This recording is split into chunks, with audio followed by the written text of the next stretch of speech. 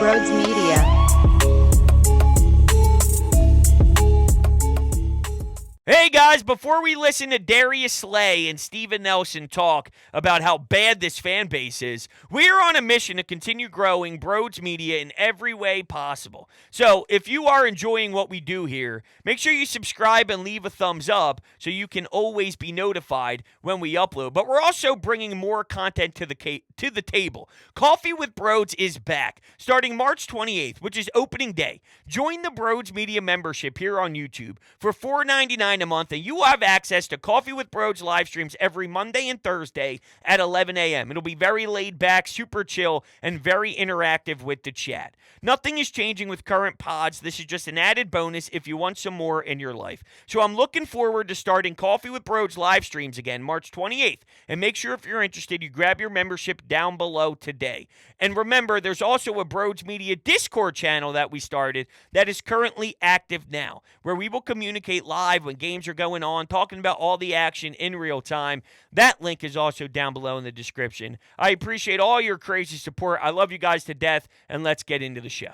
What is going on, everybody? Welcome on into Sports Talk with Broads. So Friday evening, there was a storm on social media because, well, there was a clip flying around of Darius Slay and Steven Nelson ripping apart Eagles fans, talking about what it's like to play for this city, to play in this town, the fan base, and we'll play the audio here in a minute. It's a little long, it's a little lengthy. It's just under 2 minutes, but I want to play it in its entirety so you fully understand exactly where I'm coming from when I explain my opinion.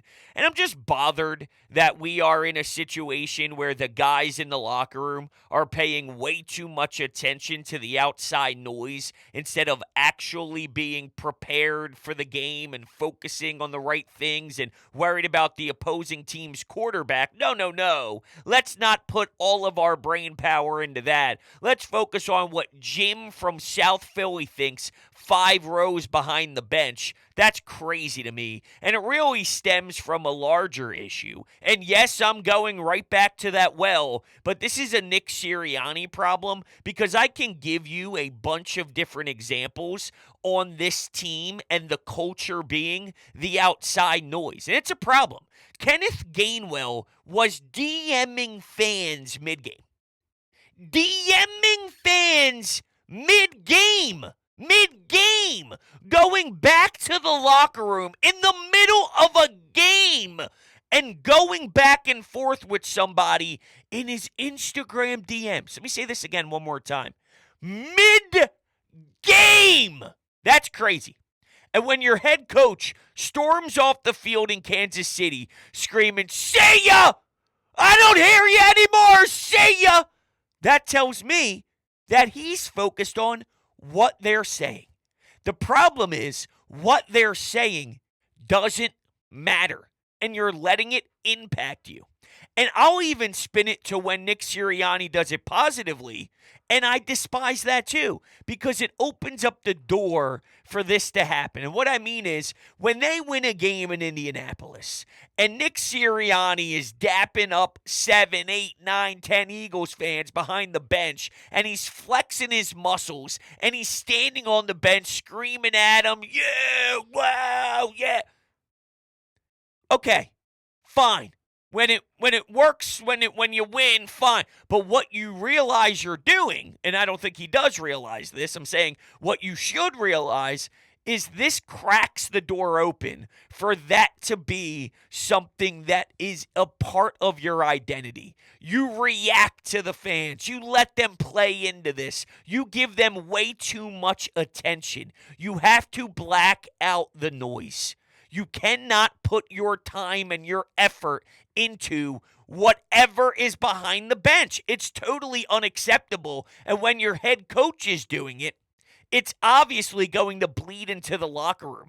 A.J. Brown didn't want to speak during the losing streak. Why? Because he was afraid of what the outside noise was going to say during that time. I got plenty of other examples, okay? Darius Slay on his podcast nonstop. We'll get into his leadership in a second. And how about when the team complained that it was too loud? Remember this. At home It's too loud. Can you guys please tone it down a bit? It's too loud. Too loud. Shove that right up your keister. I didn't think it was too loud for Nick Foles in the NFC Championship game when you were playing the Minnesota Vikings. Was it too loud then? I mean, it's a disgrace that they try and put the blame on the fans for why they had the biggest collapse in Philadelphia Eagles sports history. And it's because the fans are mean. It's embarrassing. It truly is. So anyway, let's take a listen here to Darius Slay and Steven Nelson and what they had to say about Eagles fans and what it's like playing for them. Here we go. Fan reaction? Oh, you come on that tunnel?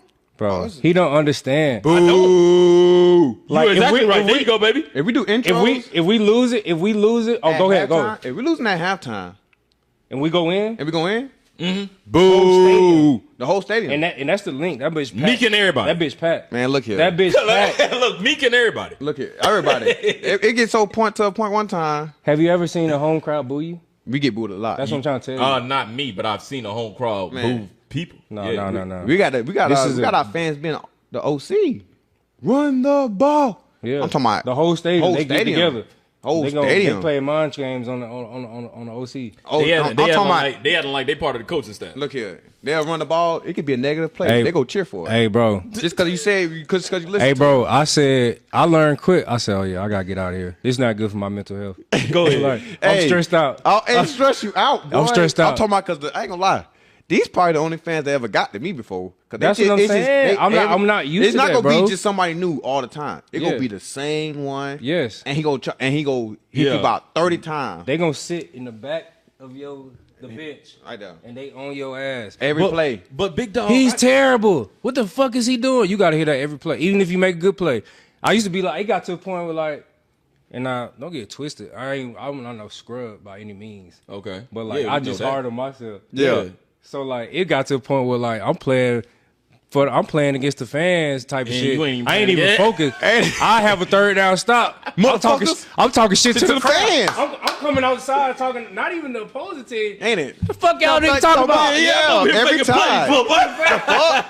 That's crazy to me. That is crazy to me that we live in a world where they are focused on what the fans are saying instead of the play in front of them, instead of focusing on the wide receiver that's staring at you in front of your face. And I am not naive. There are unfortunately people that cross the line and say stupid things. And I would never buy a ticket and be sitting 5 rows behind the bench and then stare at Darius Slay after a drive and go, yo, Slay, make eye contact with him and say, you fucking suck. You're a piece of whatever. I would never do that in a million years. And that's definitely playing with crossing the line. I think that's crazy. I'm cool with the generalized boo. The boo as you walk out of or actually go into the tunnel at halftime. What I disagree with Darius Slay with is he made it seem like when you are in the beginning stages of the game and when you're coming out of the tunnel early and you're getting ready and now the whole entire stadium is filled and you're getting ready for kickoff, we don't just boo out of nowhere. We boo when you stink.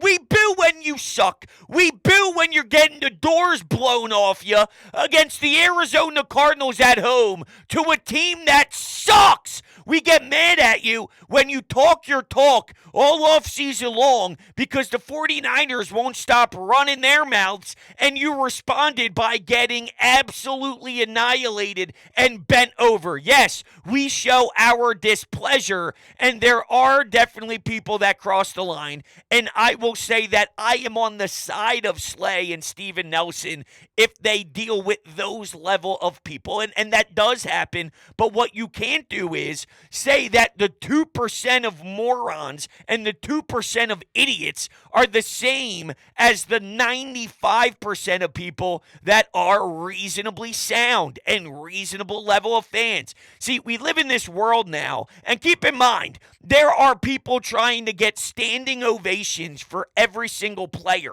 All right, we had one for Trey Turner, which was a huge step. This isn't the Philadelphia fan base of 1932. All right, this isn't the Philadelphia Philadelphia fan base of the 1927 teams. We have absolutely developed and gotten way better, probably too much so, because now there's standing ovations for Tobias Harris. There's standing ovations for this Philadelphia Eagles team, which people tried to do at the NovaCare complex with signs when there was all that frustration. So that's 3% of fans. Then you have the 2% of fans that get overboard because they're getting shit-faced too much too early at the link, tailgating, shotgunning beers, funneling vodka, going crazy, not having any food in their system, so they're saying stupid remarks. But you can't take those 5% total of individuals and apply that to the entire fan base. That's stupidity. Now, where I do side with Steven Nelson is,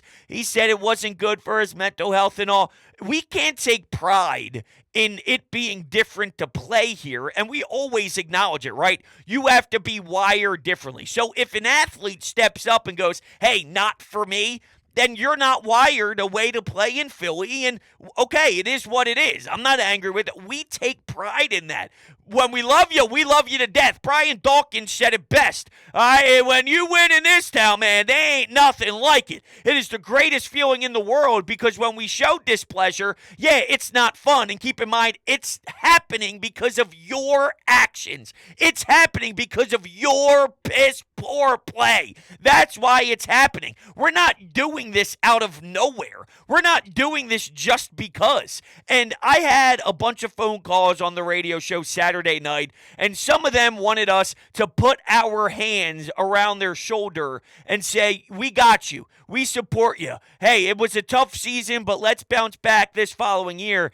And I can't do that, because what it does is it implies that it was acceptable with what you did last season. Hey, don't worry about it. The collapse was okay. No. When you have a child and your child is screaming at the top of their lungs, you don't just satisfy them by putting a damn iPad in front of their face so they stop. You have to learn. That's not okay. We have to stop crying. We have to stop throwing a tantrum. We have to eat your food. We don't say, oh, you're not eating? Okay, don't worry about it. No, eat your damn vegetables. No, eat your damn mac and cheese. We don't just accept it and say, oh, I know you didn't eat your mac and cheese before, so I'm going to go buy you anything you want in the store. You want new toys? I know you didn't do what you were supposed to do. I know you got bad grades. I know you got an F in math, and I really saw you half-ass it. But you know what? That's okay. We'll go to the baseball game tonight anyway and celebrate your F-. Absolutely not.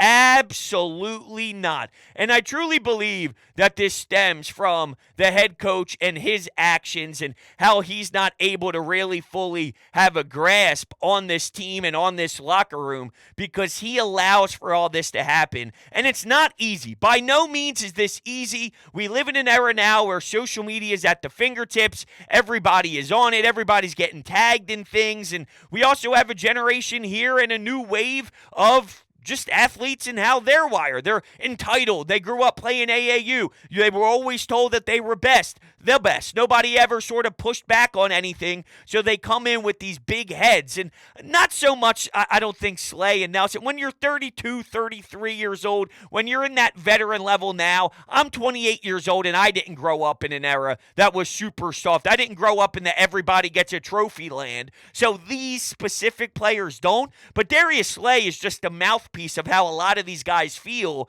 But keep in mind that I don't even really necessarily blame them for thinking that there's a portion of this fan base that's crazy and this and that, because if we were in their shoes, we would think the same way. But here's where it differs from a lot of this locker room and from a lot of the veterans that we love in this town, is they're not saying it.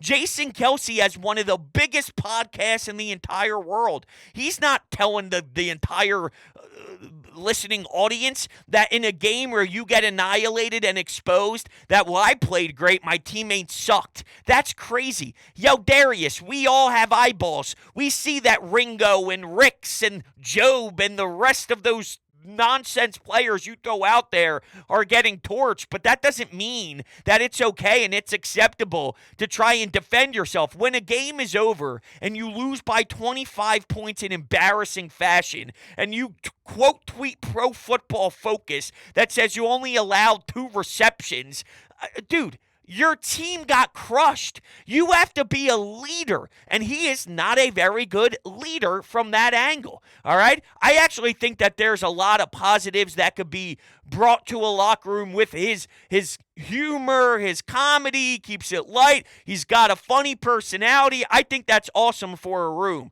But, you have 6 leaders on this team, just saying from a broad sense, right? Darius Slay's one of them. A.J. Brown's one of them. Nick Sirianni's one of them. I think those 3 are horrible from a public veteran leadership level. Now let's go to the other guys.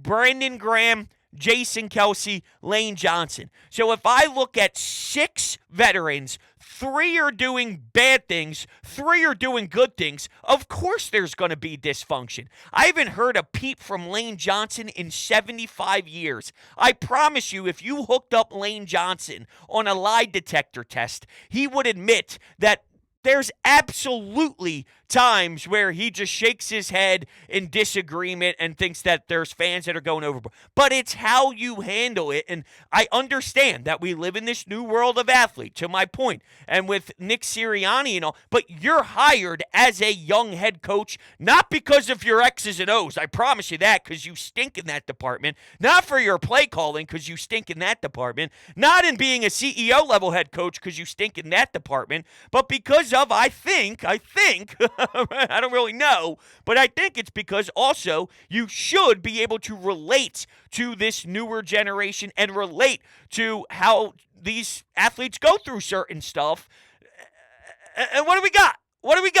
We got a mess. We got an absolute dumpster fire. And if anything, Nick Sirianni is sort of almost putting them in a position where it's okay to recognize the outside noise. It's not easy, but you get paid a lot of money to do it. You get paid a lot of money to execute.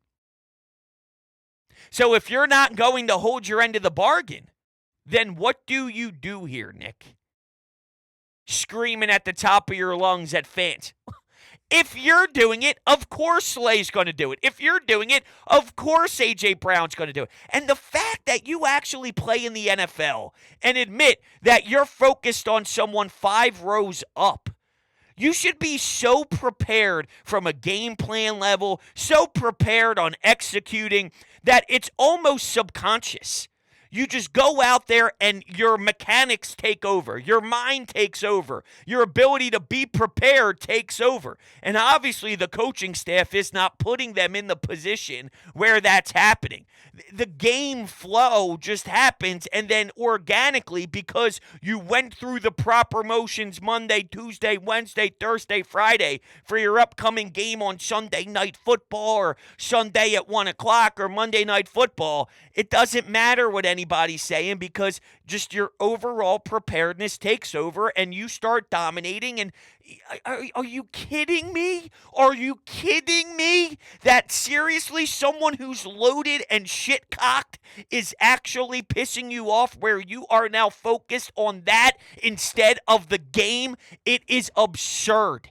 It's absurd. I promise you that's not happening with Andy Reid. I promise you that's not happening with Mike Tomlin. I promise you that's not happening with a lot of these coaches out there. It's happening with Nick Sirianni because he's a loose cannon. And this high school stuff, I made it very clear. When you win, go ahead, do whatever you want. But when things start to fall and things collapse, then I have the full authority and I have the full ability to really get into this and wonder why. And I didn't know if what he was doing was sustainable. It was very different. It was outside the norm, and I was willing to see if this whole league is going to adapt to this and whatnot. And I don't think it is. There's not people running around saying, I got to find myself the next Nick Sirianni. There's not one organization. And if they are, they're a bad one. All right, they're a Chicago Bears. They're a team that can't get out of their own way. They're constantly stuck. They're constantly throwing up all over themselves because they're a disgrace. Those are the organizations looking for the next Nick Sirianni. And it really is annoying. And it does suck because I don't hear the positive side of all this.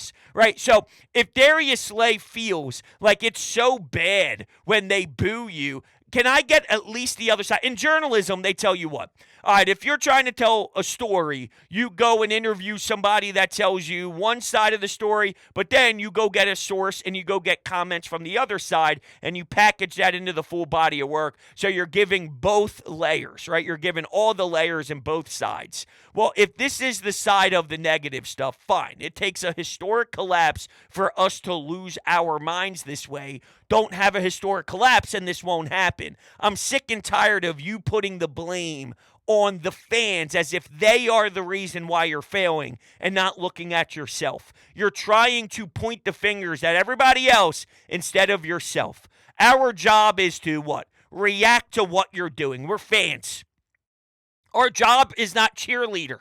Our job is not pom-poms no matter what. Our job is not to blindly just agree with every single thing.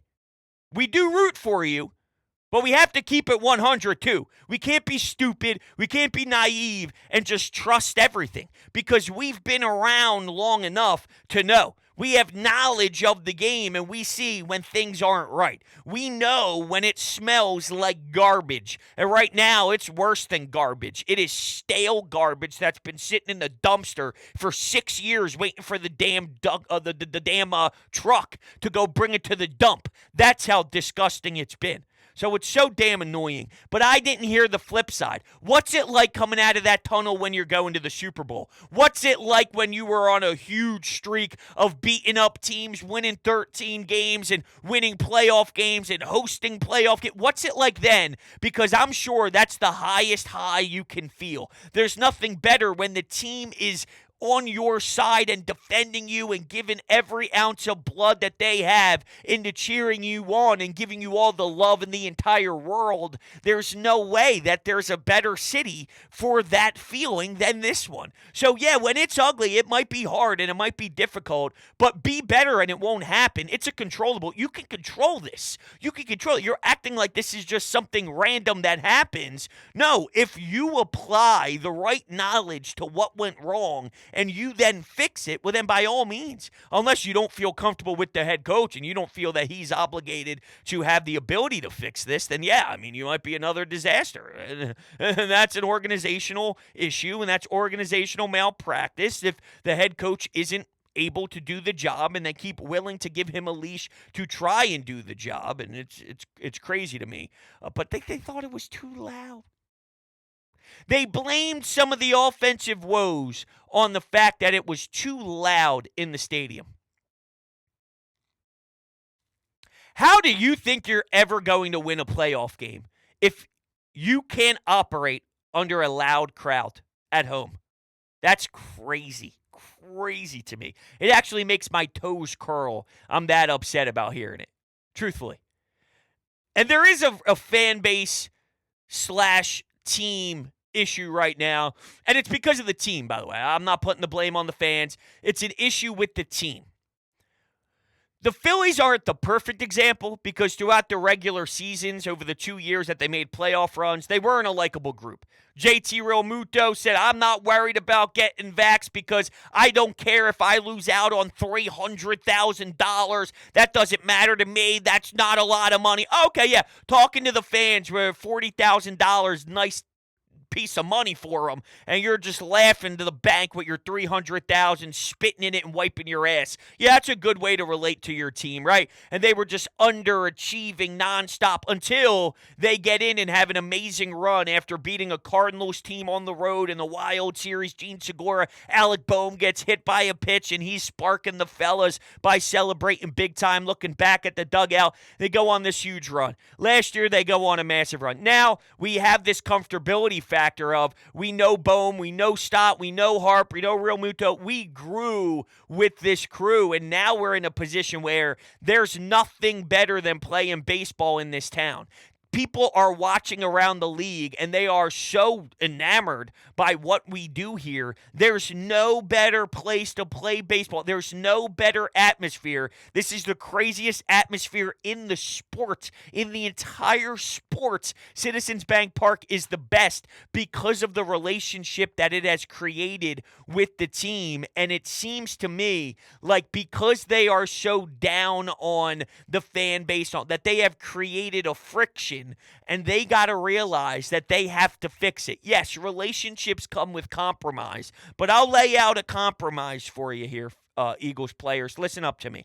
Shut the mouth and go win some football games. That's the compromise I'm looking for. Because when you do that, then we're all on board and it's beautiful. And it doesn't always have to be perfect. Seriously, it's not like the only thing we ever demand is just greatness 24/7. We are very understanding of situations. For example, now, right now, they are built to go win and go compete, and we always want them to win the NFC East. And for the most part, they do build rosters that give them an opportunity to go toe-to-toe with the Cowboys, to go toe-to-toe with any team in the NFC. So they do a good job of that. But there are circumstances where we read the room. We're not just outrageous 24/7.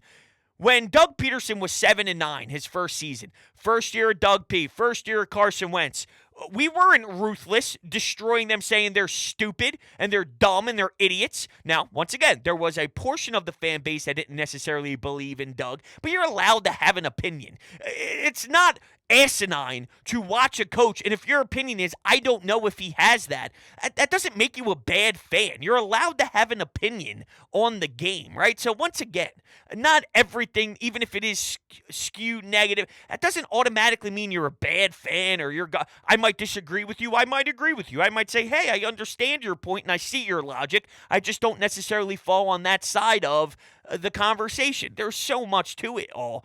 But 7-9, Doug Peterson, Carson, hey, that was a great first season. That was a great step in the right direction. Nick Sirianni, his first year, went 9-8 and lost a playoff game on the road to Tampa Bay. And what was the reaction? Hey, that was an awesome first step. That was an awesome first season.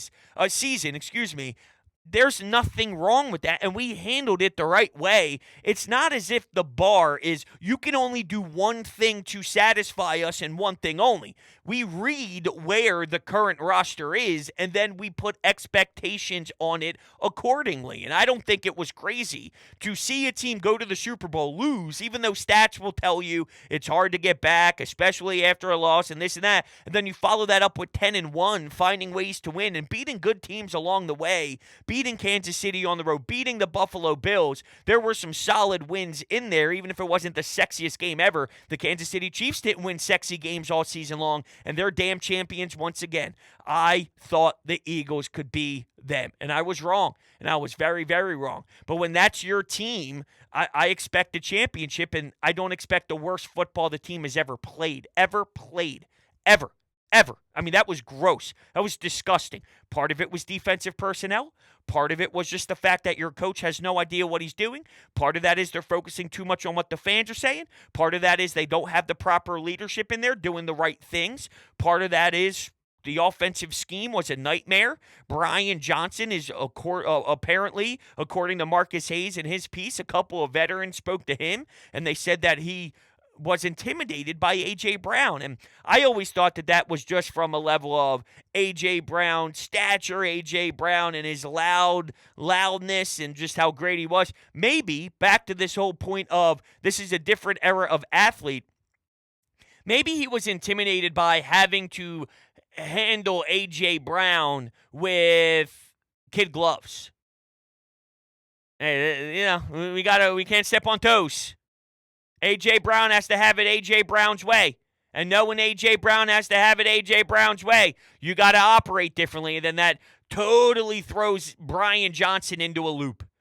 I would rebuttal by saying, well, you do have to adapt as a coach and realize everyone has to be coached differently. And especially in today's world, if you can't handle coaching someone with kid gloves, then you're probably not going to make it because more kids are starting to be like that. I am so glad the Eagles are not in any sort of situation to have to worry about Caleb Williams, but that is the perfect example and the prime example of the nonsense that a lot of these organizations are going to have to deal with moving forward. So if that did end up intimidating Brian Johnson so much that he was flustered and not able to coach a certain way, and I don't know if it is or not, I'm just speculating, but if that is the case, because A.J. Brown did have an issue in Tennessee, and the reason why we were able to fleece Tennessee is because he does things like this. Now, ultimately, I believe that there's still a lot of great things that A.J. Brown brings, and that outweighs the noise for sure. I watched him go to a Super Bowl. I watched Darius Slay go to the Super Bowl,